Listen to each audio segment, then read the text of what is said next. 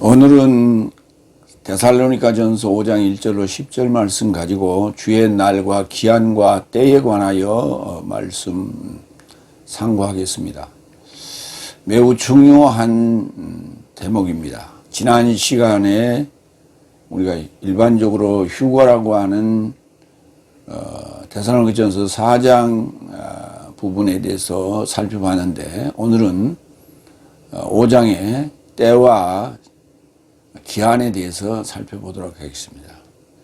우리 개역성경에는 때와 시기에 관하여 라고 해놨는데, 때나 시기나 같은 말입니다. 이 카이로스라는 단어를 때라고 하고 시기라고도 하고 기회라고도 하고 절기라고도 합니다. 그러나 크로노스라고 하는 단어는 기한입니다. 일정 기한. 고등학교 1학년부터 3학년까지의 3년 기한을 다 채워야 졸업을 하죠. 대학교 1학년부터 4학년까지 4년 동안의 기한을 다 채워야 졸업을 하죠. 이때 그 기한을 크로노스라고 하는 거예요. 무슨 사람의 때, 하나님의 때 이런 소리를 하는데, 하나님은 시간도 때도 없어요. 하나님 무슨 시간이 있어요? 우리에게 필요한 거예요. 우리에게 때와 절기, 때나 절기나 시기, 기회, 그거는 우리가 시계 모양을 그려놓고 12달 절기, 우리나라는 24절기를 표시하지만 이스라엘은 6월절, 무교절, 초실절, 그 다음에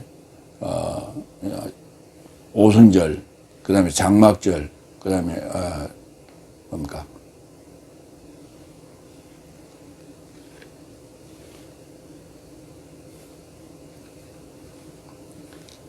그렇게 표시가 되죠.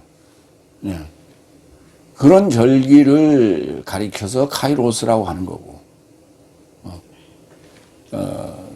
그런 거 이제 우리가 이제 알기 쉽게 달로 표시를 한 거고, 날은 7날이고요. 그 다음에 시점, 시간, 시점은 호라라고 하는 거고.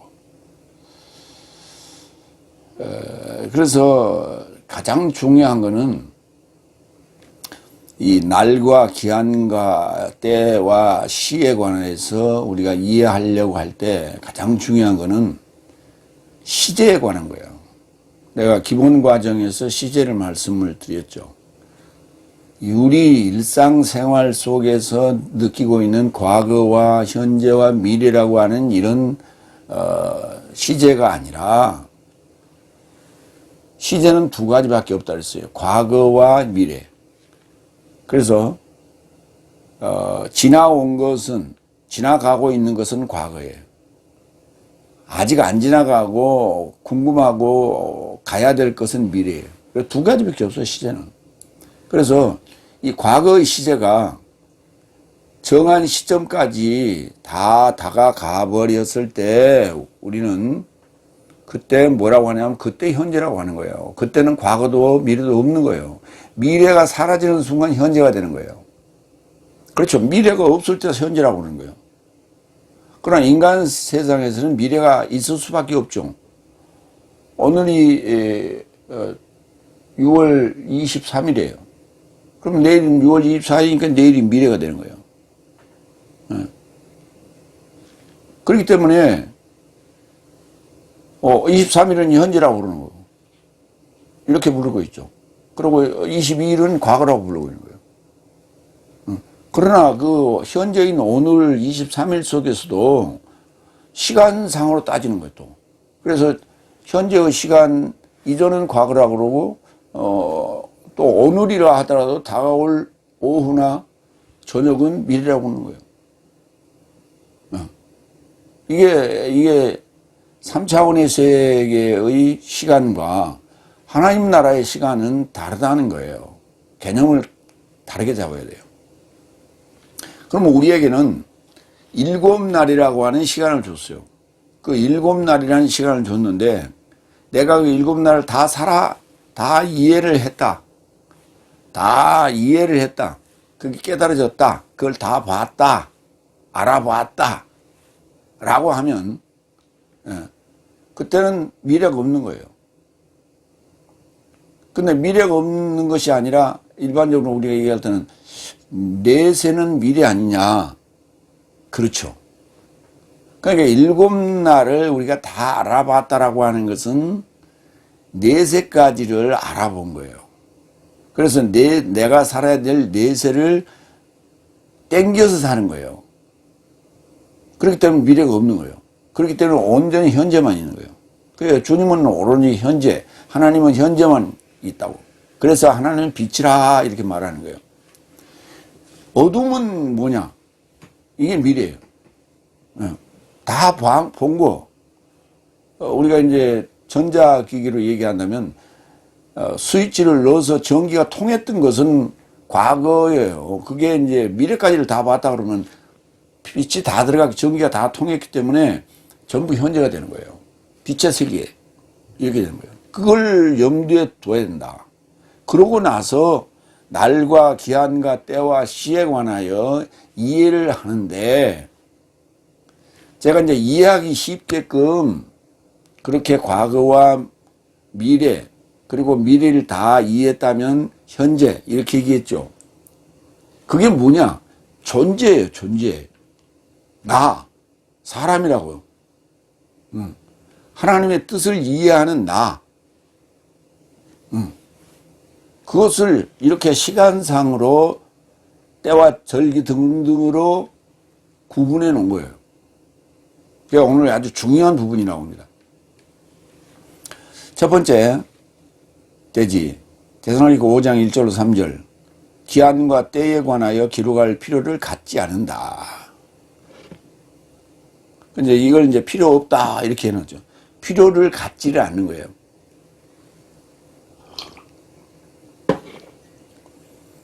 첫 번째 1절 그러나 형제 삶이여 기한 삶과 때 삶에 관하여 네 삶에게 기록될 필요를 갖지 않는다. 사실은 수동태로 되어 있죠. 기록될 필요를 갖지 않는다. 왜 그러냐? 사장에 주의 임재에 관한 호령과 천사 대사자의 그 음성으로 임재하는 상황을 봤기 때문에 그래서 5장이 나오는 거예요. 5장이 뜬금없이 이렇게 나오는 게 아니고 그리고 때와 기한이 아니고 기한과 때인데 그게 복수로 돼 있어요. 기한 삶과 때 삶이. 그러니까 기한이 몇 가지가 있고 무슨 말이냐면 6월절에서 초시절까지, 초시절에서 오순절까지, 오순절에서 장막절 이런 얘기예요. 아까 내가 수전절 얘기를 안 했거든요. 그런 기간을 얘기하는. 그러면 우리가 월별로 표시해 놓은 그 기간이 날짜별로 그렇게 계산해서 이게 50일이냐 석 달이냐 이렇게 표시를 하는 거냐 결국 그런 건 아니에요. 그건 이제 이해하기 쉽게끔 그렇게 설명했을 뿐이에요. 그러나 그것은 다 되었을 때 된 거예요. 되었을 때 절기를 맞이하는 거예요. 그러니까 우리가 이제 중학교, 고등학교를 졸업을 하죠. 그런데 어떤 이는 대학교 갈 실력이 되고 어떤 이는 아직 대학교 갈 실력이 안 돼요. 자기가 원하는 대학교 갈 실력이 안 돼. 그러면 재수를 하죠. 1년 재수도 하고 2년 재수도 하고 재수를 하는 거예요. 왜냐? 아직 덜 찼다는 거예요. 고등학교 3학년, 3년간의 공부 실력이 덜 채워진 거예요. 완전히 채워진 자는 좋은 학교 가고, 못 채워진 자는 그냥 그 모자란 대로 가는데, 나는 내가 원하는, 대학교가 꼭 거기를 가야 되겠다. 그러면 수능고사 봐서 어느 시점에 점수가 나와야 되는데, 그 점수가 미달됐다 그러면 그 점수가 나올 수 있는 실력을 더 쌓아야죠. 그런 거예요. 그러니까 누구는 3년 공부하고 누구는 4년 공부하고 누구는 5년 공부해서 대학교로 가는 거예요. 그래서 기한은 3년이라고 이렇게 해놨지만 사람에 따라 다르다는 거예요.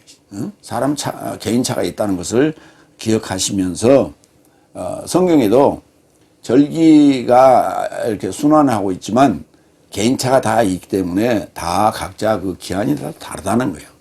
그 염두에 두시기 바랍니다. 기한이라는 단어는 크로노스, 때라는 단어는 카이로스. 그래서 이미 기한이 찼고 때가 됐기 때문에 주님이 임재하셨던 거예요. 그게 4장에서 나온 거예요. 그렇기 때문에 5장에는 기록될 필요가 없다라고 말하는 거예요. 그러나 그렇죠. 봅시다. 4장 한번 봅시다. 4장 16절로 17절. 이는 주께서 호령 안에서 대제사의 음성 안에서 그리고 하나님의 나팔 안에서 하늘로부터 강림하실 것이며 그리스도스 안에서 주엄살이 먼저 일어설 것이기 때문이다. 그 다음에 살아 있어 주위에 남겨진 내 삶도 저 삶과 함께 동시에 공중에 이르러 주의 만남에 이르고자 구름살 만에 강탈당할 것이다. 이렇듯 내 삶은 주와 함께 항상 있을 것이다. 그러니까 공중에 이르러 주의 만남이 없으면은 맨날 공중 상태예요. 그러니까 그 주를 만날 때 구름살 만에 강탈당합니다. 그러면 하늘을 볼 때 이렇게 구름이 없을 때는 허공 아니에요. 허무요. 그런데 구름 안에 강탈당했으니까 뭔가 꽉 차죠. 그러니까 주님을 만났을 때는 주의 임재가 계셔서 파루시아가 계셔서 주를 만났을 때는 그게 허무가 아니에요. 공중이 아니에요. 그 아예르라는 단어가 이제 공중으로 번역했는데 4장에서 그 얘기를 내가 안 했어요. 그런데 공중이라는 개념은 허무예요. 허공. 우리 조용필이가 부르던 허공 속에 묻히는 그날들 뭐냐는 얘기가 허공이 아니라 허탕을 치는 게 아니라 꽉 차는 느낌. 만족감, 기쁨, 즐거움을 갖고 있는 거예요. 근데 텅 비어있을 때 우리가 허무할 때는 어때요? 마음이 허무할 때는 어때? 뭔가 어디론가 떠나고 싶고 그냥 죽고 싶고 가서 어디 술 마신 사람들 술 마시고 싶고 그런 거예요. 하루 종일 일을 마치고 지친 몸으로 집으로 오는데 집에를 터덕터덕 버스에서 내려서 걸어오는 그 과정 속에서 참 인생의 허무함. 오늘 나는 하루 종일 일했는데 왜 이렇게 쓸쓸해? 왜 이렇게 허무해? 왜 만족감이 없어? 그러니까 사람들이 오다가 포장마차에 들려서 홀짝홀짝 하면서 뭔가 비어있는 부분을 채우고 오는 거예요. 그러니까 그런 어떤 자신과의 어떤 그 허무, 그 다음에 애정에 대한 허무, 사랑에 대한 허무, 그 다음에 만나지 못해서 쓸쓸함의 허무, 이 허무, 허탈감, 이런 것들 때문에 사람들이 자살을 하고 사고를 치고 이렇게 하는 거예요. 그러나 우리가 뭔가 만족감이 있다. 이제 중국 영화에서는 그걸 내공이라고 그래요. 그래서 허무함이 없어. 허전함이 없어. 허탈감이 없어. 만족감이 항상. 그것을 얘기하고 있는 거예요. 그러니까 뭐 장소적으로 이런 개념이 아니에요, 지금 이게. 그러니까 오늘 마찬가지로 때와 기한에 관한 것도 시간적인 개념으로만 이해하지 말라는 거예요. 마태복음 2장 7절. 그때 헤로데스가 박사 삶을 몰래 초청하여 저 사람에게 별에 출연하게 된 기한을 확인했다고요. 그 동방박사들이 이제 장면으로 우리가 봅시다. 동방박사들이 왔어요. 헤로드 왕에게 찾아왔어. 그러니까 언제 그 별을 봤느냐? 언제 별이 나타났냐? 예, 몇 월 며칠 날 봤습니다. 그러면 지금까지 며칠이 걸렸겠네. 오는데 며칠 걸렸네. 그래서 그 기한을 계산을 했던 거예요. 그래서 메시아 크리스토스의 탄생을 벌써 예상하고 그러고 나서 그 동방박사들이 갔는데 그 만나면 나한테 보고해라 그랬는데 찾고 나서도 보고를 안 왔어요. 보고를 안 하고 그냥 딴 길로 돌아가 버렸어요. 그러니까 속은 줄 알고 헤롯이 2살 아래 아이들을 전부 다 죽이라. 남자아이들, 신생아들을 다 죽이라. 왜? 그 기한이 2년 남짓했단 말이에요. 그 기한이 2년 안팎이었어요. 그러니까 동방박사들이 오는 기한이. 그래서 2살 이하를 계산해서 2년으로 해서 신생아들을 죽이라고 했던 거죠. 그래서 때를 물었던 거 아니에요. 기한을 물었던 거예요. 그래서 역산을 한 겁니다. 마태복음 24장 36절 37절. 그런데 그 날과 시에 관하여 아무도 알아보지 못한 것이니 오직 내 아버지 말고는 하늘 삶의 사자삼도 알아보지 못한 것이다.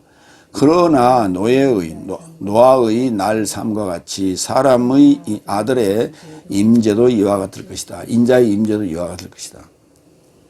여기는 날과 시에 관한 얘기를 했어요. 날과 시에 관한 얘기를 했어요. 그런데 내 아버지 말고는 하늘 삶의 사자삼도 알아보지 못한 것이다. 무슨 말이요?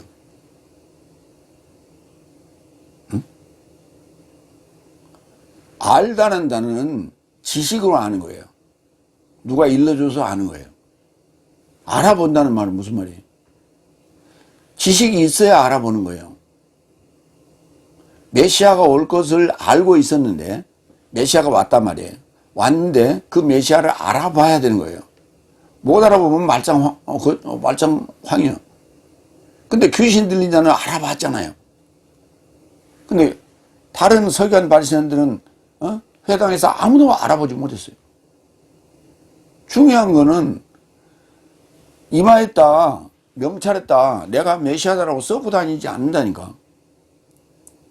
이마인처럼 자기가 이긴 자라고 이렇게 떠들어대는 저러지 않는다니까. 저것도 진짜인지 가짜인지를 알아봐야 되는 거예요. 그것이 알아본다는 에이도라는 단어예요. 에이도라는 단어가 그만큼 중요한 단어예요. 그 날과 시에 관하여 아무도 알아보지 못한 것이니 그러면 무슨 말이에요? 예수님이 오셨는데 예수님이 바로 그 날이요. 예수님이 6째 날이고 예수님이 7째 날이요. 정한 시간에 도착하신 거예요. 예수님이. 그런데 그 정한 시간에 시라는 말은 무슨 말이에요? 해가 떴다. 비가 오겠다. 뭐 하겠다. 뭐 이런 거 아니에요. 조금 이따 비가 오겠네. 조금 이따 해가 뜨겠네. 뭐 이런 거예요. 그런데 그 날은 7날에 관한 얘기인데 예수님이 6째 날에 오시거든요. 그래 예수님이 6째 날에 오셨으니까 6째 날이 예수님이라고요. 근데 그걸 알아봐야 되는 거 우리가 내가 6째 날이구나가 아니라 예수님이 오셨기 때문에 예수님을 알아보는 순간 내가 6째 날이에요. 그 단어가 에이도라는 단어가 이렇게 중요한 단어예요. 근데 알아보지 못했다는 얘기예요. 그러니까 5째 날은 알아보지 못했던 거예요. 6째 날 복음을 들었더라도 깨닫지 못하면 알아보지 못하는 거예요. 7째 날 복음을 들었더라도 깨닫지 못하면 알아보지 못하는 거예요. 알아봐야 되는 거예요. 무슨 말이냐면 김 목사가 7째 날 복음이라고 외치고 있잖아요. 근데 김 목사로만 이해하고 있으면 알아본 게 아니라니까. 그를 하나님의 사자 삶으로 알아봐야 되는 거예요. 그가 일곱째 날이 됐다는 것을 알아봐야 돼. 그런 순간 내가 일곱째 날로 나를 알게 되는 거예요.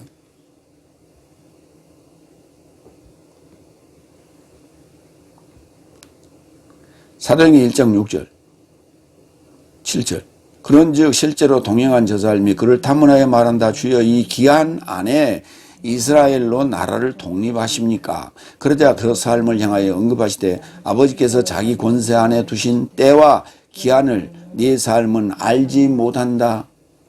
아직까지 제자들이 여섯째 날 복음도 들었고 부활하시고 40일 동안 말씀을 하셨는데 그 막바지에서도 예수님이 뭐라고 하냐.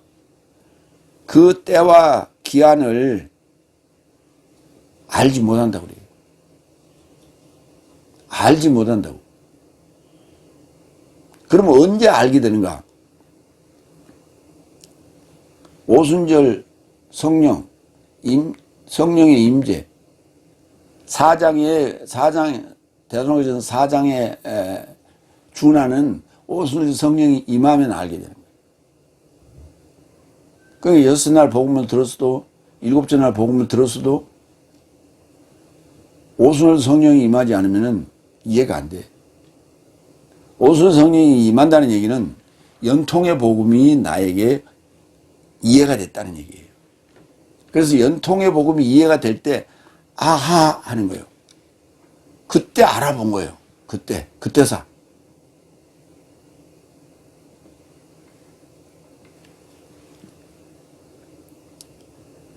그래서 이 기한 안에 이스라엘로 나라를 독립하십니까? 지금 여섯째 날에 그 말입니다. 아직 일곱째 날, 오순절 성령이 왜 일곱째 날 들어가죠? 근데 예수님은 답을 안 하셨어요. 때와 기한에 관해서는 아버지의 권세 안에 있어. 아버지께서 오순절 성령을 주시면 그때야 너희가 알아보게 된다. 그리고 알게 된다라고 얘기하는 거예요. 마태복음 16장 3절. 그리고 새벽에 오늘은 굳은 날씨다. 왜냐하면 하늘이 흐리고 붉구나. 위선자 삶이여 진실로 내 삶은 하늘의 얼굴을 통째 판단할 줄 안다. 천기를 분별할 줄 안단 말이에요. 그러나 절기 삶의 표적 삶을 판단함이 불가능하다. 절기가 이게 카이로스란다. 때의 삶의 표적 삶을 판단함이 불가능하다. 예수님이 여섯째 날에 올 때 오신다고 했어요. 구약에서. 근데 그 때를 아직 분별할 능력이 없다. 날 보고 지금 아직 모른다. 지금 얘기하고 있는. 로마서 13장 11절. 그리고 네 삶이 이 때를 알아보라. 벌써 내 삶은 영적 무감각에서 일어나야 될 시점이기 때문이다. 그렇죠. 우리가 기상할 때 5시나 6시 알람이 울리면 일어나죠. 그 시점이에요. 호라. 벌써 내 삶을 영적 무감각에서 일어나야 될 시점이기 때문이다. 그래서 이 때를 알아보라고 했어요. 왜냐하면 이제는 믿었을 때보다 내 삶의 구원이 더 가까웠다. 믿었을 때는 언제? 셋째 날부터요. 셋째 날 아브라함의 믿음이 있었어요. 그런다고 구원이 이루어진 건 아니에요. 그 믿음의 바탕 위에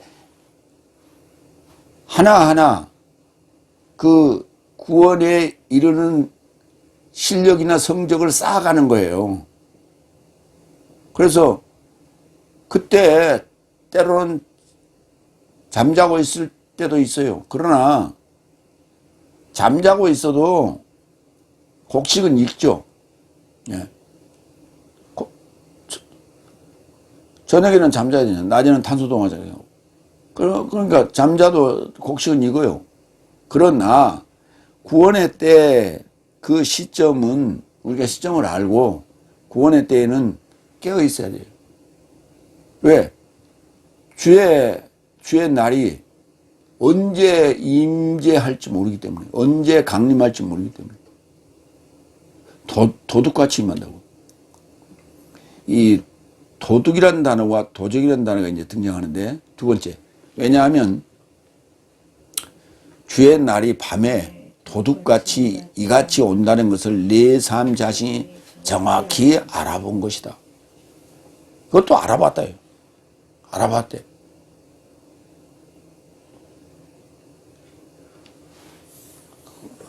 목사님, 도둑이 있고 도적이 있는데 어떻게 맞아요? 둘 다 맞는데 도적이란 단어는 한문이고 도둑이란 단어는 한글이에요. 왜냐하면 도적 도자에 도적 적자예요. 그래서 한문으로 쓸 때는 도적이 되고 한글로 쓸 때는 도둑이 되고 그렇습니다. 그래서 한글로 표시했어요. 도둑이라고. 밤에 닉스, 도둑, 클레프테스와 같이 이같이 온다는 것을 내 삶 자신이 정확히 알아본 것이다. 어디 가서 알아봤다니까. 누구한테 알아봤다니까.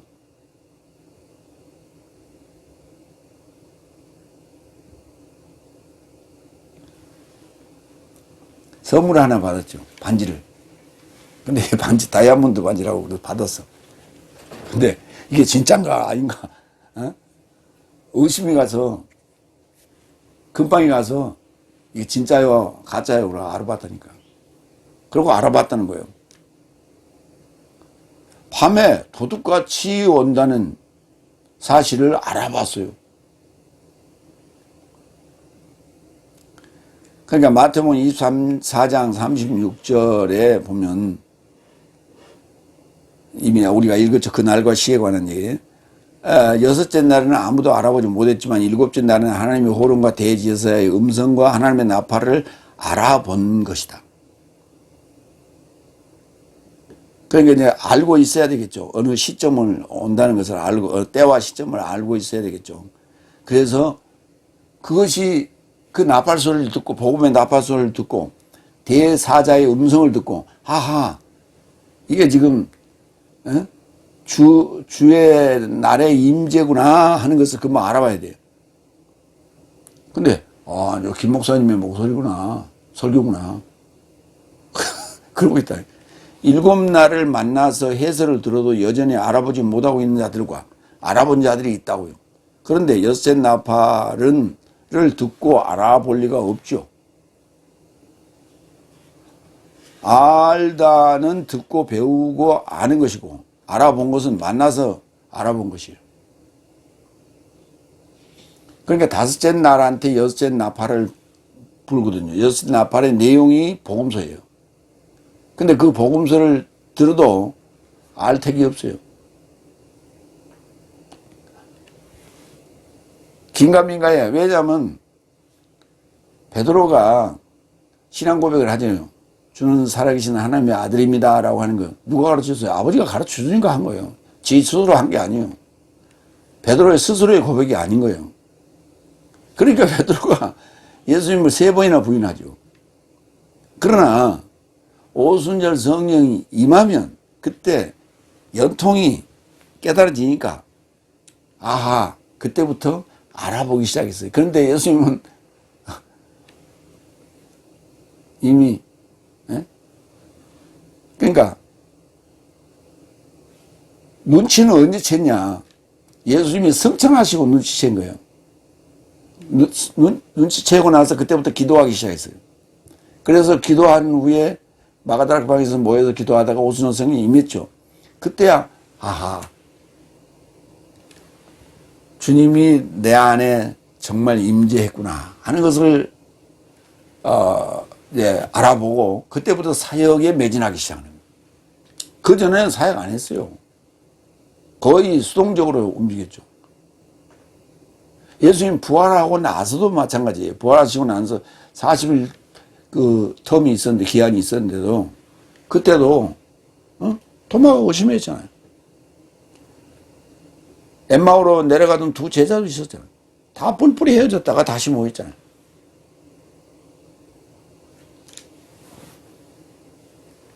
그래서 예수님과 함께 있을 때는 들음으로써 지식이 쌓인 거예요. 예수님이 부활하시고 나서야 알게 된다니까. 요한복음 2장에 그 성전에 관한 얘기를 하죠. 성전을 헐라 내가 사흘 동안 다시 짓겠다. 근데 자기 몸에 관해서 얘기한 것이라 했단 말이에요. 근데 제자들이 그것을 예수님이 부활 후에 이해했다고. 예, 그 얘기가 지금 그 입증하고 있는 거예요. 복음서 끝날 때까지 제자들은 아직 듣기만 들었지 체험만 했지 완전히 알아보지 못하니까. 예수님 승천하시고 나서야 아하 눈치를 챈 거예요. 그러고 나서 그때부터 기도하고 나서 오전 성령이 오면서부터 그때 허무의 권세가 무너지기 시작한 거예요. 그때 공중에서 주를 만나 구름에 강탈되기 시작한 거예요. 그래서 구름으로 꽉 차서 이제 비를 내리기 시작한 거예요. 그때부터. 그게 복음이에요. 저희들이. 데살로니가 후서 2장 1절 2절. 형제 삶아 내 삶이 네 삶을 간청하는 것은 내 삶의 주 예수 그리스도의 임재와 그의 접한 내 삶의 모임에 초월하여 지각으로부터 내 삶을 속히 흔들림 당치 않게 하려 하며 그리스도스 날이 임박했다는 것이 내 삶으로 인한 것처럼 영이나 말이나 편지로 인하여 두려움 받지 않게 하려 합니다. 그리스도스의 임재가 임박했다는 것을 내 삶으로 인한 것처럼 내 삶을 통해서 알아봐야 된다는 거예요. 그 때와 시를. 베드로후서 3장 10절 13절. 그러나 주의 날이 밤에 안에 도둑같이 도착하리니 그날 안에서 하늘 삶이 굉음으로 지나갈 것이며 초보가 불살라질 것이며 땅과 그 안에 행위가 불태워질 것이며 그런즉 이 모든 삶이 풀어지나니 어쨌든 네 삶은 거룩한 일과 경건한 안에서 시작함이 마땅하다. 하나님의 날의 임재를 기다리고 서두르면 그 날을 인하여 하늘 삶이 불 붙여져 풀어지고 초보가 불살라져 녹아지게 된다. 내 삶도 그 연통보를 조차 새하늘과 새 땅을 기다린다. 의는 하늘 삶 안에서 안주한다. 그러니까 초보가 사라지는 거예요. 주의 날이 임재하면 초보가 사라져. 에? 과거, 현재, 미래 이런 얘기. 알아본다. 주의 날을 알아본다. 주의 날이 누구요? 주의 날이 주님이요. 주의 빛이 주님이요. 빛의 아들, 낮의 아들 그랬잖아요. 그러니까 낮의 아들이나 빛의 아들이나 같은 말이에요. 그러니까 헤메르라는 단어가 낮이라고도 표현하고 낮이라고도 표현했어요. 그건 전부 초보적인 얘기예요. 그러니까 낮이 뭐예요? 빛이 있으니까 낮이지. 내가 빛이고 내가 낮이에요. 주님이 빛이고 주님이 낮이라고. 주님과 함께 있으면 같은 낮이고 같은 빛이요. 그러니까 주의 날을 알아봤다는 얘기는 주님을 알아봤다는 얘기예요. 빛을 가진 자를 알아봤다는 얘기는 주님을 가진 자를 알아봤다는 얘기고 일곱 날을 알아봤다는 얘기예요.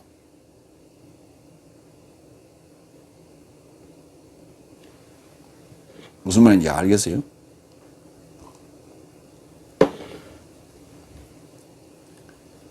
그러니까 우리가 주님을 모신다. 주님이 임재했다. 주님과 함께 산다. 주님이 내재한다. 말로는 이렇게 해요. 그러나 주님과 하나 됐어요. 그러면 주님과 하나 됐으면 내가 된 거예요? 주님이 된 거예요? 내가 주님이 된 거지. 응? 내가 주님에게 먹힌 거예요? 주님이 나한테 먹힌 거예요? 나는 원래 어둠이었거든. 근데 주님은 빛이었거든. 그럼 주님하고 빛하고 어둠하고 둘이 합치면 뭐가 돼? 어둠이 돼? 빛이 돼? 빛이 되잖아요. 그러니까 내가 주님에게 먹힌 거 뭐지잖아. 맞잖아. 그러니까 그걸 주의 임재라고 표현했단 말이에요. 주의 임재, 주의 강림, 주의 내재, 주님과 함께 산다. 그거는 다 내가 맥힌 거예요. 그러면 결국은 누구예요? 주님이 됐다는 얘기예요. 내가 일곱째 날에 들어갔다는 얘기는 주님 들어갔단 말이에요. 그래서 들어갔다는 말을 쓰는 거예요. 구름 속에 빼앗겼다, 강탈됐다, 이렇게 말하는 거예요. 주님이 됐다는 얘기예요. 가장 핵심적인 근거는 요한복음 1장 1절에 있어요. 시작 안에 말씀이 미완료로 있는데 그 말씀이 하나님을 향하여 있었다고, 플러스. 그래서 하나님을 향하여 있는 그 말씀은 미완료 하나님이에요. 말씀이 완료가 되면 하나님이 되는 거라니까. 여섯 날 말씀을 들었어. 그것이 완성되는 것은, 완성되는 건 무슨 말이냐?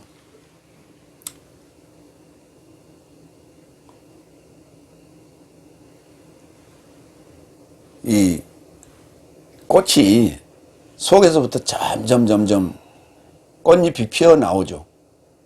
그러다가 어느 순간에 이게 착 펴지잖아요. 그러니까 말씀을 들었다, 말씀이 잘한다라고 하는 얘기는 꽃잎 안에, 이 꽃봉오리 안에 꽃잎이 점점 성장하는 과정이고, 그것이 오순절 성령을 통해서 그때부터 일곱째 날에 들어갔다라고 하는 것은 꽃이 활짝 피었다, 그런 얘기예요. 꽃이 필 때 어느 순간에 착 피잖아요. 그런 개념. 그러니까 이 주의 날이 밤에 도둑같이 오는 것과 연통보와 그 다음에 초보가 부러지는 것, 그리고 연통보가 오면 새하늘과 새 땅으로 연결되는 거예요. 우리가 새하늘 새 땅에 가서 한다는 얘기가 아니고, 아니 새하늘 새 땅에 가려면 새하늘 새 땅이 저쪽에 새로 이렇게 지구 말고 지구 옆에나 위치에 새로 하나 빵 하고 생겨나야죠. 새로 생겨나야 그리고 이제 우리가 우주선을 타고 뿅 하든지 아니면 저걸 그쪽으로 시간차 이동을 하든지 해야 될 거 아니에요. 그런데 성경은 일반적인 물리적인 개념으로는 새하늘과 새 땅이 먼저 생겨나야 돼. 그리고 우리를 그쪽으로 옮겨가야 되는 거예요. 그랬더니 옮겨갔더니, 그리고 처음 하늘과 처음 땅이 쫙 사라지는 거예요. 근데 성경은 그렇게 쓰지 않았어요. 거꾸로 써놨어. 처음 하늘과 처음 땅이 사라지고 새하늘과 새 땅이 내려오더라, 이렇게 돼 있어요. 하늘에서. 그럼 우리는 어디가 있어? 한번 계산해 보라고. 이치상으로 계산해 봐.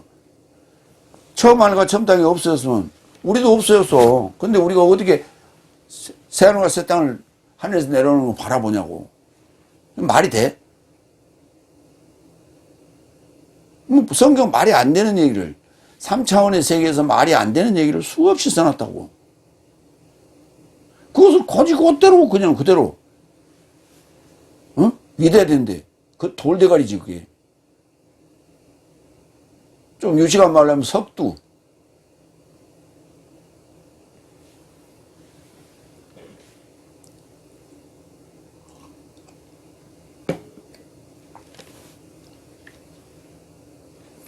믿음이 너무 좋아서 탈이야. 계시록 3장 3절. 그런즉 네가 어떻게 취하였고 들었는지 회상하고 지키고 회개하라. 그런즉 만약 깨어있지 않는다면 내가 도둑같이 너를 접해 도착할 것이나 너는 어느 시점에 너를 접해 도착할 것인지 알지 못한다.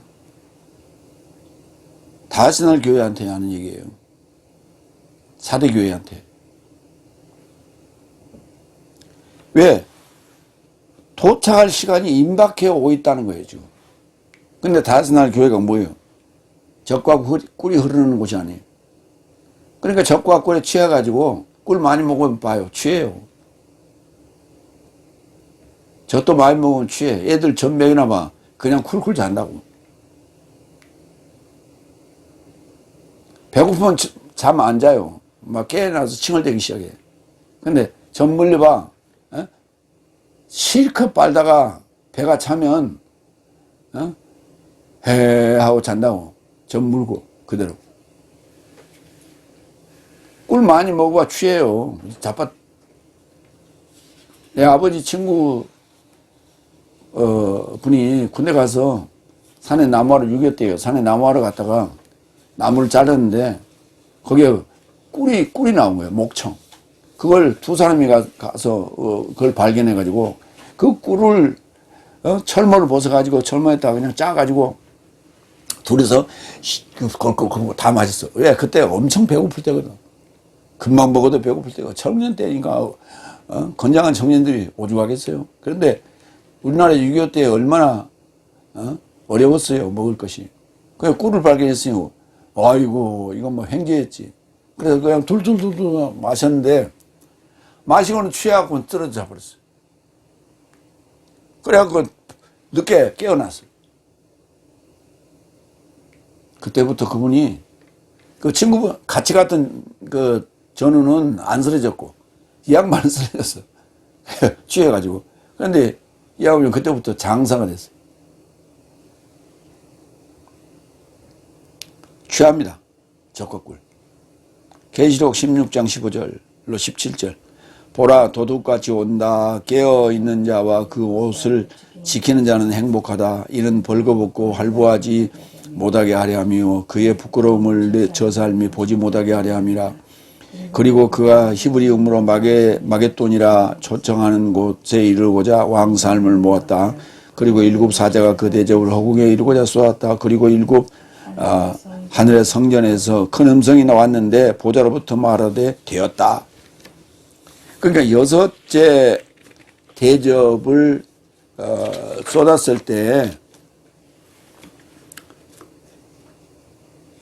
그때 상황이고, 그리고 17절부터 일곱 사자가 대접을 쏟기 시작합니다.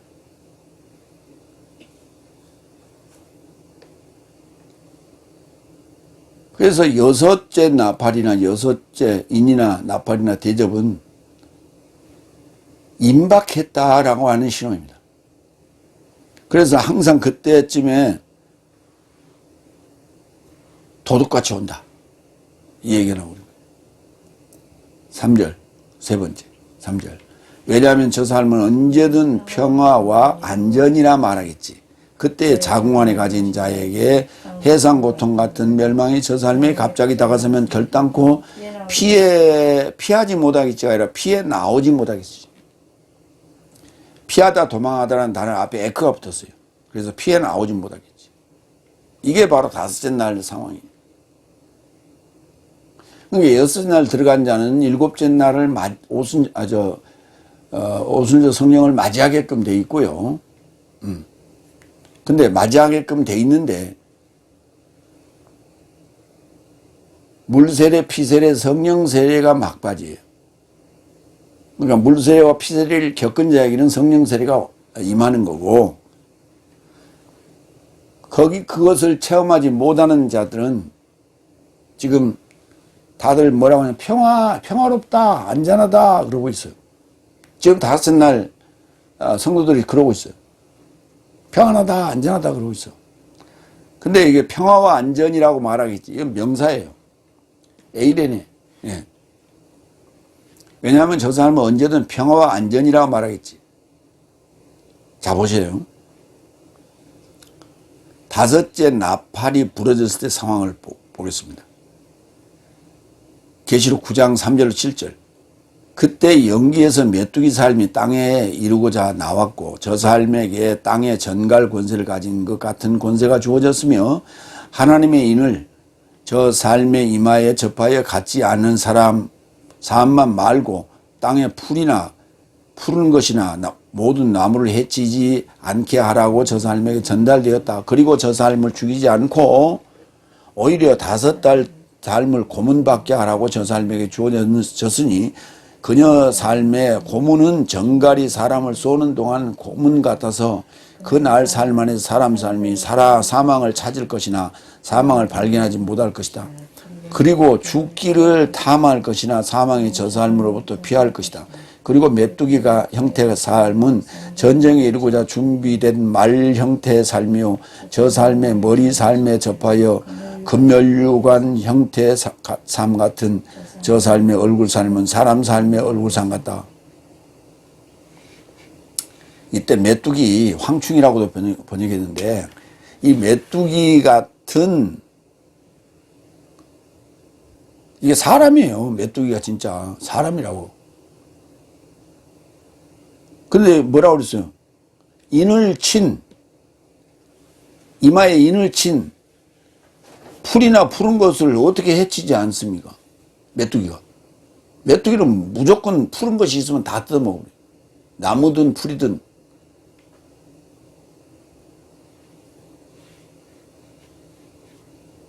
주로 메뚜기가요,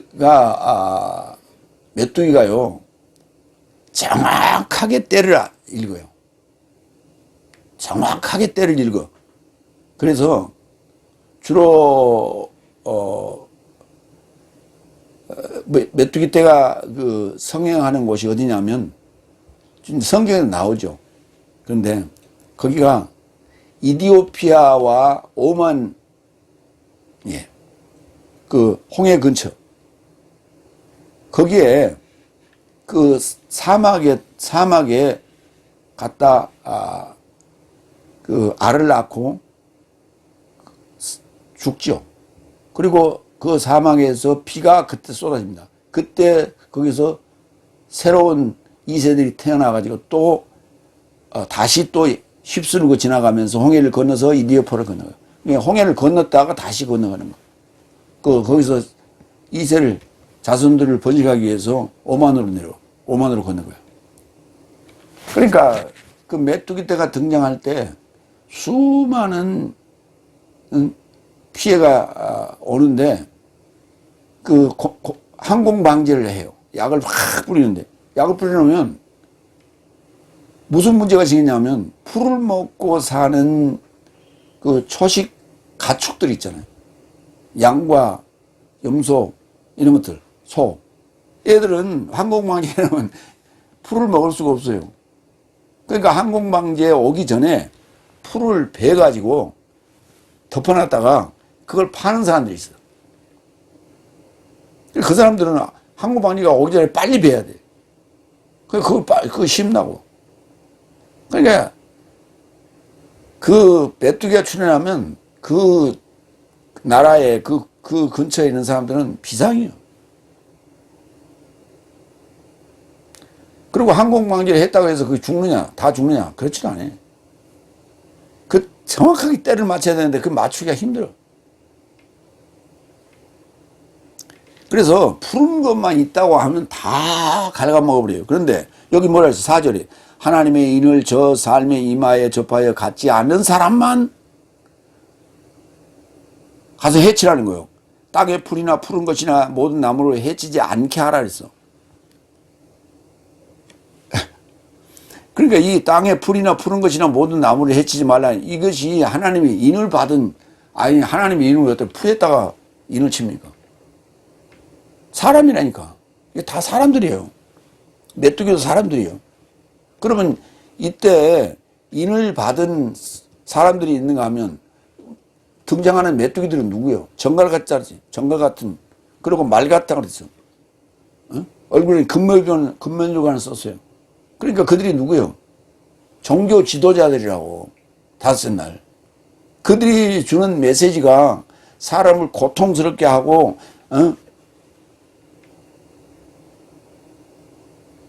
그러나 인을 맞은 자들은, 구약에서 인을 맞은 자들은 그 고통에서 피한다고.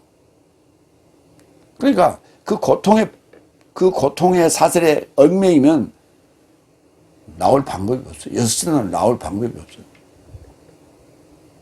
그런데도 그들은 뭐라고 그러지? 그게 이제 생활화 된다고. 그러면서 평화다, 안전이다 그런다니까. 그게 이제 이게 다섯째 나팔에 관한 얘기인데, 다섯째 대접 때는 그게 이제 느끼기 시작해. 그러니까 못 느끼고 당한다는 얘기는 무슨 느끼고 안전이다 평화다라고 한다는 얘기, 무능병 환자라는 얘기예요. 고통을 느끼지 못해. 그러면서 고통을 당하고 있어. 그러면서 아이고 죽고 싶다 그래. 아이고 그래. 맨날. 아이고 죽겠네. 그러니까 성도들끼리 그러냐. 아이고 죽겠네. 하지 말고 아이고 살겠네. 이렇게 얘기하세요.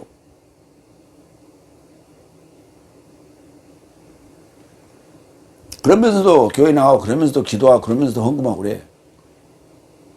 그게 살 길이라고. 왜? 그거 참고 인내하라고 그랬거든. 그래야 천국 간다고. 그냥 그 말을 믿고 지금 하는 거예요. 그 말을 하고 있는 그 천국 티켓을 팔고 있는 이들이 바로 금면류관을 쓰고 있는 말 같은 메뚜기들이에요. 정글 같은 메뚜기들. 무슨 그 메뚜기가 무슨 말. 메뚜기 얼굴이 사람이고 금면류관을 쓰고 말 같다고. 이게 다 지금 이게 비유로 써놨단 말이죠. 왜? 그 지역에 살고 이스라엘 백성이 그 지역에 살아봤거든. 그때 출애굽하는 과정에서 겪어봤거든. 애굽에서도 겪어봤잖아요. 그렇기 때문에 메뚜기가 얼마나 그들의 생활에 치명적인 타격을 주는 줄 알고 있거든. 그래서 이렇게 쓰는 거예요. 그때 자궁 안에 가진 자에게 해상고통 같은 멸망의 저 삶에 갑자기 다가서면 결단코 피해 나오지 못하겠지. 언제? 임재 때. 안전하다, 평하다 하고 있다가 도둑같이 임하는 그 임재 시점에는 알아보지 못한다고 그래요. 계시록 16장 10절로 11절.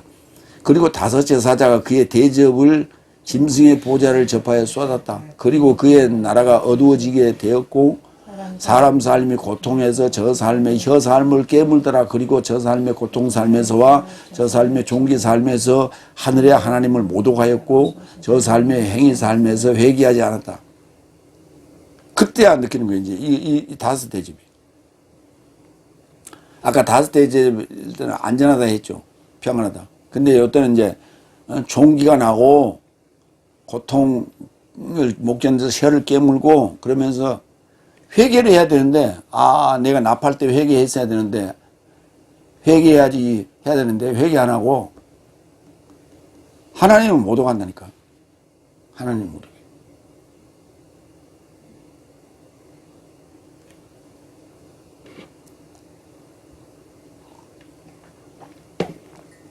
내가 이 다섯째 대접을 경험할 때, 다시 말해서 다섯째 나팔을 불었을 때, 내가 다섯째 대접을 경험하게 되는 거예요. 그 안에, 내 안에 어느 한 요소가, 한 부분 요소가, 어둠의 요소가 있어요. 그 요소가 이거예요. 그런데, 받는 입장에서는 이거라고. 계시록 9장. 그 복음을 받는 입장에서는. 그럼 그때 회개했어야 되는 거예요. 그때 회개해야 되는 거예요. 그러면 계시록 16장 다섯째 대접이 그들에게 임해도 자기 스스로 삭히는 거예요. 안에서 그걸 삭히면서 배설하는 거예요. 그러니까 우리가 디톡스라는 말을 하죠. 몸 안에 있는 독소들을 배출하는 거. 독소가 있으면 죽어요, 내가. 근데 독소를 배출하면 살아요. 그러니까 독소가 배출되는 과정은 계시록 16장이고 독소가 있다는 것을 알리는 것은 계시록 9장의 다섯째 나팔이에요. 그러니까 나팔은 받는 입장이고 대접은 쏟는 입장이에요. 복음을 전하는 입장. 그러니까 일곱 나팔을 받으면 그때부터 이제 대접을 쏟기 시작해요. 복음을 전해야죠. 복음을 전함과 동시에 그게 피드백이 될 때, 피드백이 되는 순간, 다시 말해서 계시록 9장 3절로 7절이 계시록 16장 10절로 11절로 피드백이 된다고, 나한테. 내 속에서. 그래서 내 안에 디톡스가 되는 거야. 그래서 내 안에 있는 이런 요소들이 빠져나가는 거야. 그러니까 다스 나팔을 받을 때 그거를 인식을 빨리 하고 있어야 돼. 그리고 회개해야 돼. 그런다고 회개한다고 다 빠져나가는 게 아니에요. 남아있단 말이에요. 찌꺼기가 남아있다고. 그것이 닷새 대접을 내가 쏟을 때, 그 말을 바꾸면 닷새 나팔을 내가 불 때, 받을 때가 아니라 불 때, 그때 이 요소가 다시 디톡스가 되면서 냄새가 나요. 냄새를 내가 느끼는 거예요. 그걸 호전 반응이라고 그러는 거예요.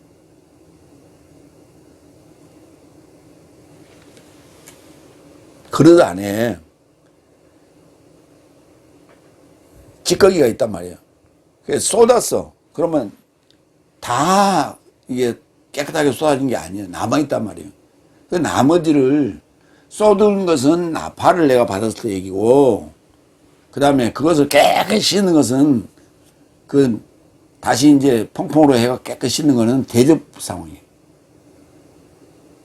그래서 결국은 내가 완전하게 되는 과정, 의롭게 되는 과정은 인나팔 대접이라고 하는 37인 20일 21단계를 거쳐야 되는 거예요. 21단계를. 근데 뭐 믿으면 그냥 구원이라고?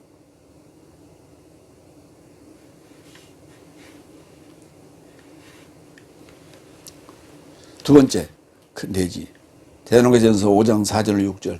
내 모든 삶은 빛의 아들 삶이요 낮의 아들 삶이다.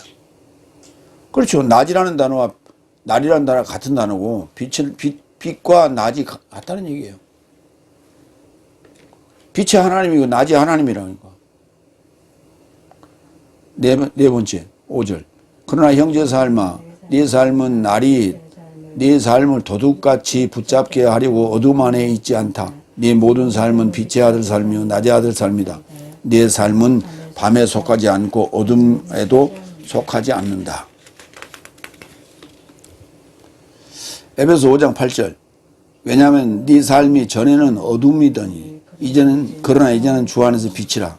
빛의 자식처럼 활보하라. 그렇죠. 전에는 어둠이었어요.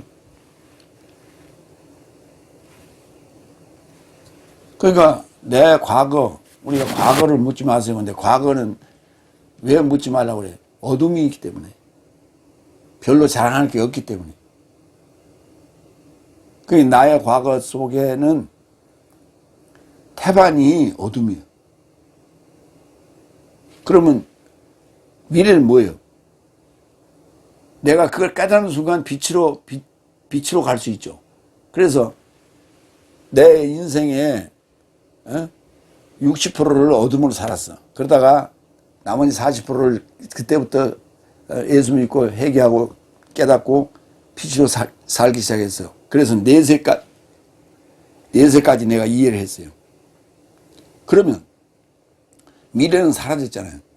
그 순간 40%의 빛이 그 앞에 60%의 어둠을 다 밝게 만든다 말이에요. 그래서 전부 빛이 되는 거예요. 그게 이 세계라고. 그러니까 그게 내 어두운 추억이, 나의 과거의 추억이 아름다운 추억으로 남는 건 아니에요. 그 얘기를 하자는 게 아니에요.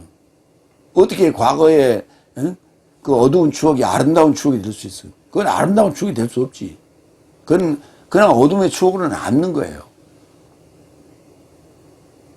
그러나 세상에서는 그래. 다시 말해서 50대까지 내가 어둡게 살았어. 술 마시고 도박질하고 도적질하고 깡패질하고 그렇게 살았어. 50부터 정신 차리고 제대로 살았어. 그러다 80에 죽었어. 80까지 왔어. 그러면 30년 동안 제대로 살았단 말이에요. 그러면 50년 이 세월이 아름다운 추억으로 미화됩니까? 아무리 성공하고 선한 일을 했다 하더라도 30년 동안 했다 하더라도 그 전에 50년 동안의 그 어둠의 추억이 그게 미화되냐고. 미화될 수 없어요. 부끄러운 추억이지. 정말 부끄러운 추억이요. 그냥 지워버리고 싶은 추억이요. 왜? 내가 환하게 빛난 만큼 더 부끄러운 추억이요. 왜? 너무 대조가 되니까. 극명하게 대조가 되니까. 빛과 어둠이. 그게 세상사요. 그러나 하나님의 나라는 그렇지 않다는 거야. 하나님의 나라는 그렇지 않다는 거예요. 그러면 하나님의 나라는 그렇지 않다는 게 뭡니까? 성경을 살아가는 거예요. 성경을 살아가는 거예요. 성경의 역사를 내 삶의 역사로 이렇게 대입해서 살아가는 거예요. 그게 내가 그럼 구약을 어떻게 삽니까? 그러니까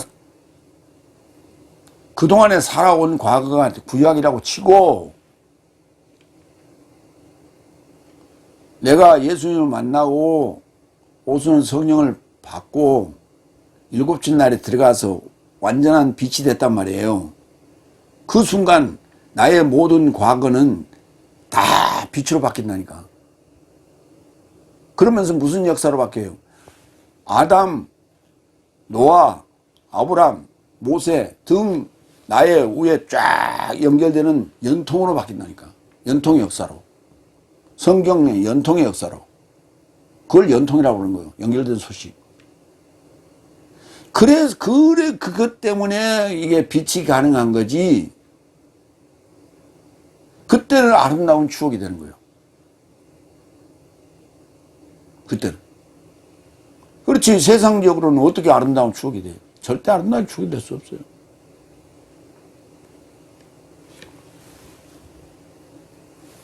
네 삶이 전에는 어둠이더니 이제는 주 안에서 내 안에서 빛이라. 빛의 자식 삶처럼 활보하라. 이게 과거에 내가 맨날 감방에 들락날락하고 하던 그것이 어느 순간 목사가 돼가지고 그것이 아름다운 추억으로 바뀐다? 아니요. 그런 얘기 아니라니까. 착각하지 마시라고. 지금 교회 안에서 수많은 간증들이 그렇게 지금 진행되고 있어요. 그래서 돌아온 탕자 얘기를 빗대서 하고 있는 거예요. 그 얘기 아니에요. 착각하지 마시오. 로마 13장 12절. 밤이 박차를 가했으나 낮이 가까운 것이다. 그런즉 내 삶이 어둠의 행위 삶을 벗어버리고 빛의 갑옷 삶을 입자. 빛의 갑옷 삶을. 완전히 바뀌는 거예요. 그러니까 어둠이라고 하는 것에 전기가 들어가면 밝아져요.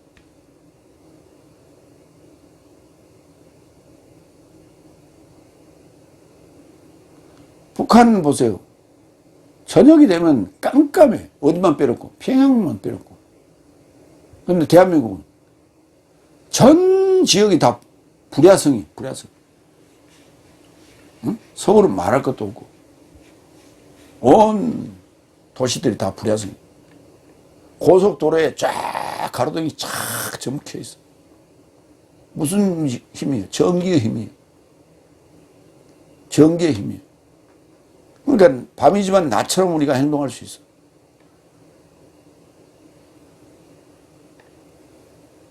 예수 그리스도라는 이 전기가 우리한테 들어오는 순간 우리는 밤이었다가 낮으로 바뀐다. 삶이. 전기가 없는 세상은 정말 암흑이에요. 저의 그 시골에서의 삶은 바로 한 100m만 내려가면 100m 한 200m 되네. 200m 정도 내려가면 그 앞으로 변전소가 있어. 근데 우리 마을은 또 우리 집에서 저쪽으로 한 500m 떨어져 있어.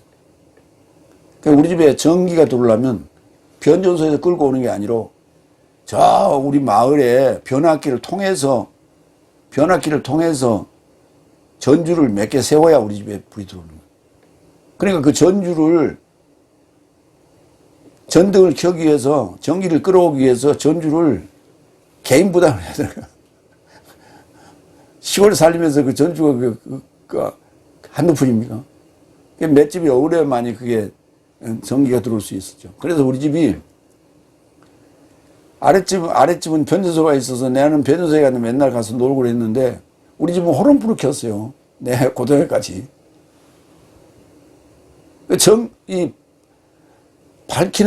밤을 밝히는 이 전등이 얼마나 소중한가. 이 아프리카라든지 저는 오지 같은데 전등을 켜는 걸 보면 정말 실감이 가요. 호롱불을 켜놔봐.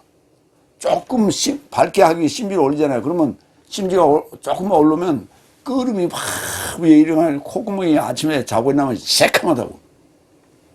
그러니까 올릴 수도 없어, 심지를. 밤이 박차를 가했으나 낮이 가까워.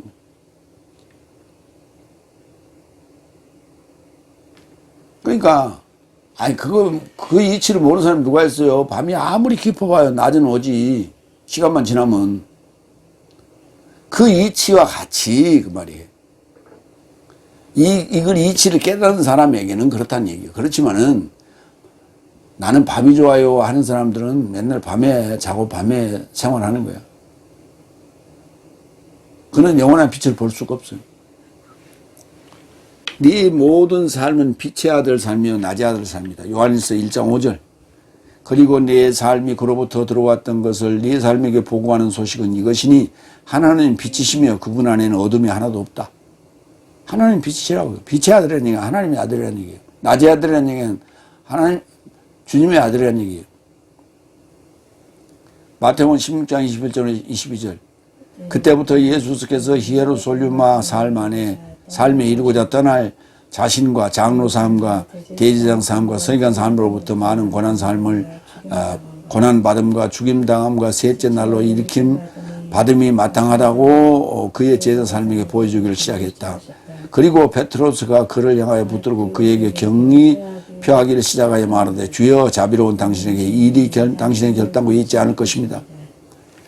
많은 고난 받음과 죽임 당함과 셋째 날로 일으킴 받음이 마땅하다고. 셋째 날에 일으킴 받는 게 아니라 셋째 날로 일으킴 받는 거예요. 그게 바로 주의 날이에요. 그러니까 우리 시간적 개념하고 개념을 달리 해야 된다니까. 셋째 날로 일으킴을 받는다니까. 그러니까 예수님 누구냐? 셋째 날이에요. 부활한 예수님이 셋째 날. 그 날이 바로 주의 날이라니까.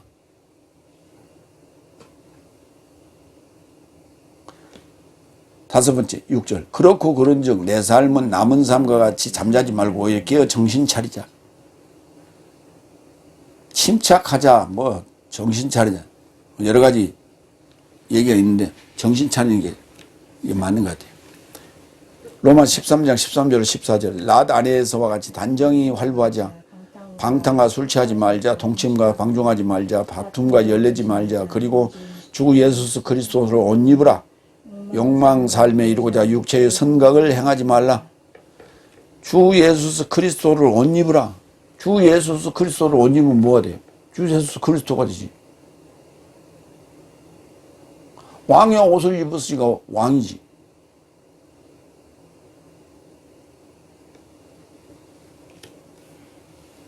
그 무슨 영화예요? 왕. 대신 왕 노릇을 하는 영화 있었죠.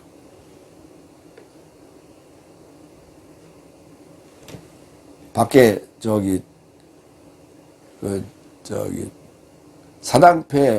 사당놀이패에서 스카웃을 했어요. 얼굴이 똑같이 생겨가지고. 그래갖고, 왕이 이제 아파서 피접을 가는 순간에 대신해서 왕노릇을 하는 그 드라마가 있었죠. 이름이 갑자기 생각이 안 나요.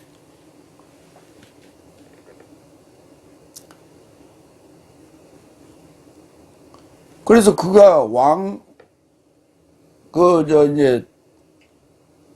그 비서실장한테 전부 지시를 받잖아요. 이때 이렇게 하고 저렇게 하고 저렇게 하라. 말도 이렇게 하고 저렇게 하라. 이렇게 하잖아요. 그게 이제 어느 순간에 습관이 되다 보니까 이제 정무에 약간의 눈을 뜨기 시작했어요. 그래갖고 그 대신들 앞에 가가지고 자기가 임의로 왕처럼 진짜 왕처럼 일을 처리해버리잖아요. 그래갖고 그 비서실장한테 혼나잖아. 그러니까 왕의 옷을 입으면 왕이 된다니까.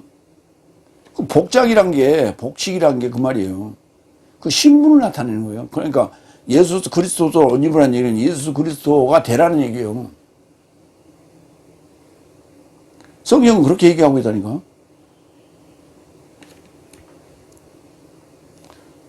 근데 우리는 엉뚱한 생각을 하고 있습니다. 피조물은 절대 하나님이 될 수 없다고. 그거는 하나님의 뜻에 역반응하는 거, 역적이에요, 그건. 역적. 베드로전서 4장 7절. 그러나 모든 삶의 결과가 가까우도다. 그런즉 네 삶은 기도 삶에 이르고자 건전하고 정신 차리자. 깨어있으라 또는 정신 차리자.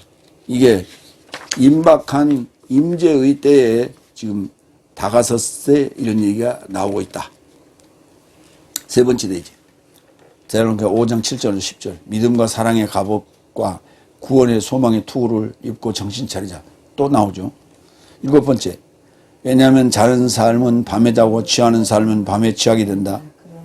그러나 내 삶은 낮에 속하여 있으니 믿음과 사랑의 갑옷과 구원의 소망의 투구를 입고 정신 차리자. 그러니까 믿음의 사랑의 갑옷을 입자. 구원의 소망의 투구를 입자. 투구는 쓰자 그러죠. 근데 그 입자는 단어가 엔디오라는 단어 같은 단어를 썼어요. 자는 삶은 밤에 자고 취하는 삶은 밤에 취한다. 술 취하는 얘기예요. 메띠오. 계시록 17장 1절로 6절. 그리고 일곱 대저수함을 가진 일곱 사자 삶에서 하나가 와서 나에 결합하여 전하여 말하되 오라 많은 물 삶에 접하여 앉은 큰 창기의 판결을 내게 보여줄 것이다. 그녀의 이마에 접하여 이름이 기록되었으니 비밀이라 큰 바빌론이라 땅의 창기 삶과 가증한 삶의 엄이라. 그리고 나는 성도 삶의 피에서와 예수스의 증인 삶의 피에서 만취한 여자를 알아보았으며 그가 그녀를 보고 큰 놀라움을 경이롭게 이겼다. 예수스 성도 삶의 피, 예수스 증인 삶의 피에 만취됐다니. 그러니까 이 바빌론이 큰 음녀가 큰 창기가 갖고 놀았다는 얘기예요. 그래서 우리는 거기에 잠언서에 많이 나오잖아요. 여자에 대해서, 음녀에 대해서. 그 모습이 이제 여기 지금 일곱 대접을 가진 일곱 사자 삶에서 하나가 와서 내게 결합하여 말하되 하는 얘기예요. 그걸 이제 일곱 대접을 다 쏘았을 때 얘기입니다. 그럼 일곱 대접을 쏟고 난 후에도 후에 이제 처리할 게 아직도 남아 있는 거예요. 그래서 큰 창기 바빌론이 정리되고 그다음에 그 백보자 심판이 있고 그리고 새하늘과 새 땅을 바라보는 이 과정이 있죠. 그 마지막 단계 얘기를 하고 있는 거예요. 그러나 내 삶은 낮에 속하여 있으니 믿음과 사랑의 갑옷과 구원의 소망의 투구를 입고 정신 차리자. 갑옷 삶은 아까 우리가 읽었던 다섯 나팔의 계시록 9장 7절로 9절에 그 메뚜기가 철갑옷 삶과 같은 갑옷 삶을 가졌더라. 전쟁하는 형태예요. 전장.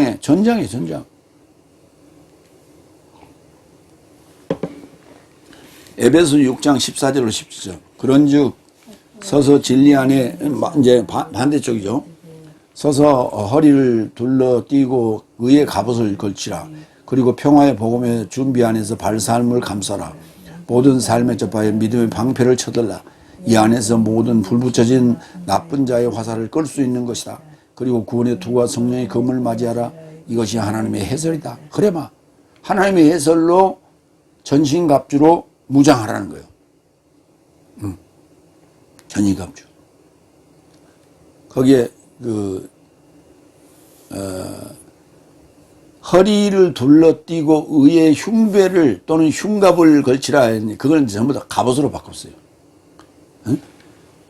갑옷을 주로 입을 때 이제 가슴 쪽에 심장이나 이런 장기가 중요한 게 있으니까 뭐 여기다 많이 걸치죠. 하지는 쉽게 움직여야 되니까 거기는 좀 가볍게 만들고 요 상부 쪽에 주로 갑옷을 입고 거기에 그 방탄복을 입고 그러잖아요. 그래서 갑옷으로 지금 전부 다 흉배 또는 흉갑 이걸 갑옷으로 바꿨습니다. 그렇죠. 그러니까 다섯째 나팔을 불 때에 메뚜기가 갑옷을 입었어요. 철갑옷을 입었어요. 마찬가지로 우리도 이렇게 의의 갑옷을 걸치잖아요. 그 의의 갑옷이 무슨 어디가 어디서 팝니까? 그것도 무식한 어떤 놈들은 그것도 만들어가지고 팔면서 이 의의 갑옷이라고 아마 돈 받고 팔지도 몰라. 하나님의 해설이라고요. 흐레마. 하나님의 흐레마. 지금 내가 지금 여러분에게 선포하고 있는 게 하나님의 흐레마예요. 이 하나님의 흐레마로 전신갑주를 무장하면 되는 거예요. 8번째 9절. 이런 하나님이 내 삶을 진노에 이루고자 두지 않고 오히려 내 삶의 주 예수 그리스도로 인하여 구원의 실행에 이루고자 두셨기 때문이다. 여기 오늘 중요한 단어는 실행이라는 단어예요. 진노. 마태복음 3장 7절. 그러자 그 세리를 접하여 오는 바리새인 삶과 서기관 삶의 많은 삶을 알아보고 저 삶에게 언급하였다. 독사 삶의 자식 삶이여 의도한 진노로부터 누가 피하라고 누가 내 삶에게 보여주었느냐. 그러니까 하나님의 진노로부터 피하려면 세례 요한의 물세례부터 시작돼야 돼요. 물세례, 피세례, 성령세례를 받아야 돼요. 이게 6날 과정이에요. 그건 바로 하나님의 진노를 피하기 위한 과정이에요. 근데 이걸 안 한다는 얘기는 결국은 그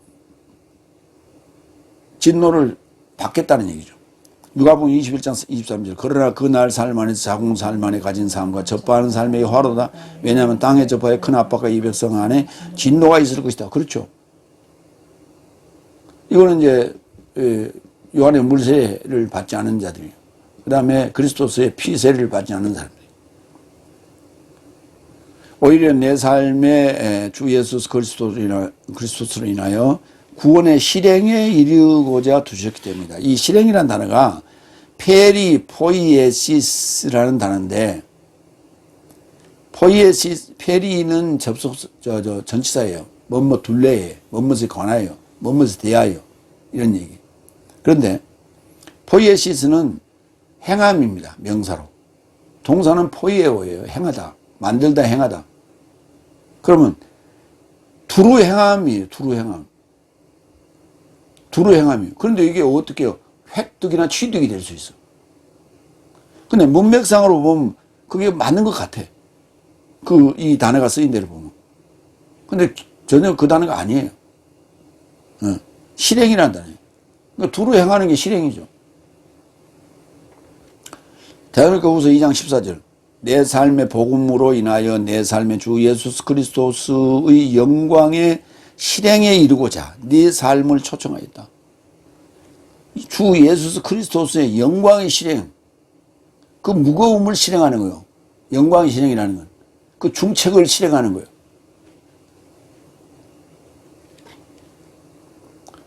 아홉 번째 10절. 내 삶의 초월로 죽으신 분이 깨어있든지 잠자든지 그와 함께 동시에 살려 합니다. 깨어있든지 잠자든지 동시에 살려 합니다. 마태복음 24장 13절. 그런즉 깨어있으라. 네 삶인 날과 시점을 알아보지 못한 것이기 때문에 그 안에 인자가 온다. 도둑같이 온단 말이에요. 깨어있으라고. 그러니까 깨어있다는 게 잠자지 않고 새벽기도 맨날 4시에 일어나서 새벽기도 한다는 얘기가 아니라 물세례 받고 피세례 받고 성령세례 받는 이 과정, 땅의 삼위일체의 과정을 이해하면 깨어있고 그것을 지금 채워가는 과정이에요. 단계를 밟아가고 있는 거예요. 에베소 5장 14절.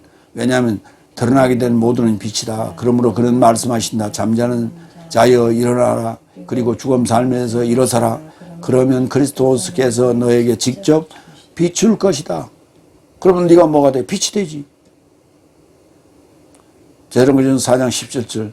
그 다음에 살아있어 주위에 남겨진 내 삶도 저 삶과 함께 동시에 공중의 허무의 권세에서 주의 만남에 이르고자 구름살 만에 강탈당할 것이다. 이렇듯 내 삶은 주와 함께 항상 있을 것이다. 예, 동시에. 마무리합니다. 시와 날과 때, 절기와 기한이 있는데 다섯째 날은 여섯째 나팔을 부는 사자의 인자의 날과 시를 알아보지 못한 것이지만 일곱째 날에 들어간 자는 주의 날과 때와 기한과 시를 알아보기 때문에 더 이상 기록할 필요가 없는 것이다. 허무의 권세에 굴복하지 말고 깨어있어 전신갑주를 입는다면 뭘로? 흐레마로, 하나님의 흐레마로 전신갑주를 입는다면 모두가 주의 날을 알아볼 수 있을 것으로 기대합니다. 아멘. 기도하겠습니다.